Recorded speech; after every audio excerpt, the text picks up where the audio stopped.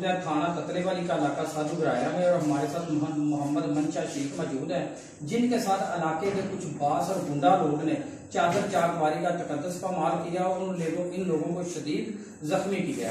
और बात करते हैं कि वजह तनाजा क्या है। जी तनाजा ये है कि हमने दुकान मैं दुकान ली सी इन्होंने को अज तो 16 साल पहले दुकान लाई सी, 9 साल बाद इन्होंने केस कर दिता। 5 साल बाद केस मेरे हक च हो गया, इन्होंने मेरे पे हमला कर दिता। 12-14 बंदे आ गए मेरी दुकान से, मेरे सारा सौदा बाहर सुट दिता, मेरे ते मेरे भाई से घर बढ़ के हमला कर दिता। बार के सानू तबाही ला नहीं सकते। सर मैंने ये फरमाओ कि जी अदालत के हक च फैसला होया? हाँ जी, मेरे हक च फैसला होया अदालत।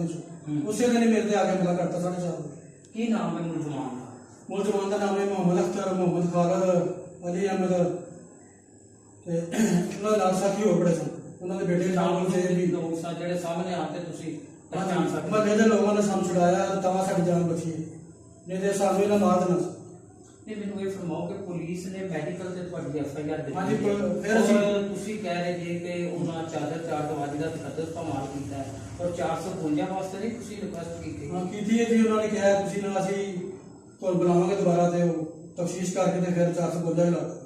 तो पुलिस ने कितने मुलजम ਤੁਹਾਡੇ गिरफ्तार किए ने, कितने दौड़े ने, वो दोबारा तो नहीं ਤੁਹਾਨੂੰ को परेशान कर रहे? या मुलजम दौड़े ने इस टाइम ते पुलिस उन्होंने पीछे लगी है, कोई काबू नहीं आया।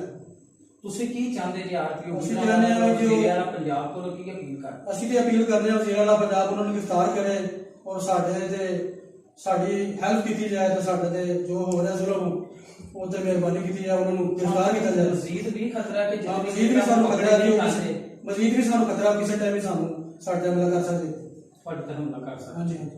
ਇਸ ਤੋਂ ਇਲਾਵਾ ਵੀ ਇਹਨਾਂ ਤੇ ਕੋਈ ਇਸ ਤੋਂ ਇਲਾਵਾ ਸਾਨੂੰ 14 ਸਾਲ ਹੋ ਗਏ ਜਲੰਧਰ ਬੰਦੇ ਗਾਲਾਂ ਕੱਢਦੇ ਹਨ ਤੇ ਚੁੱਪ ਕਰ ਦਿੰਦੇ ਤੇ ਉਸ ਦਿਨ ਦੇ ਹਫਤੇ ਦਿਨ ਤੇ ਸਾਨੂੰ ਇਹਨਾਂ ਮਾਰ ਕੇ ਦਬਾਇਆ ਲਾਇਆ। ਤੁਹਾਡਾ ਕਿਤਨਾ ਕੁ ਜਿਹੜਾ ਮਾਲੀ ਕਿਤਨਾ ਨੁਕਸਾਨ ਕਰਨਾ ਚਾਹ ਰਹੇ? ਨੁਕਸਾਨ ਬਾਹਰ ਜਿਹੜਾ ਸੀ ਨਾ ਬਾਹਰ ਉਹੀ ਨੁਕਸਾਨ ਕੀਤਾ ਉਹਨਾਂ को 12-14 ਹਜ਼ਾਰ।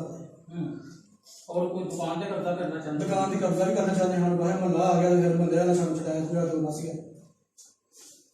जी नाज़रीन, आप बातें सुन रहे थे मुद्दई मजरूब की। उनका यही कहना है कि ये जो इलाके के इंतहाई बाअसर और खतरनाक लोग हैं, इससे पहले भी इन लोगों ने लोगों का मर्डर किया हुआ है और सियासी पुष्टपनाही इन्हें हासिल है।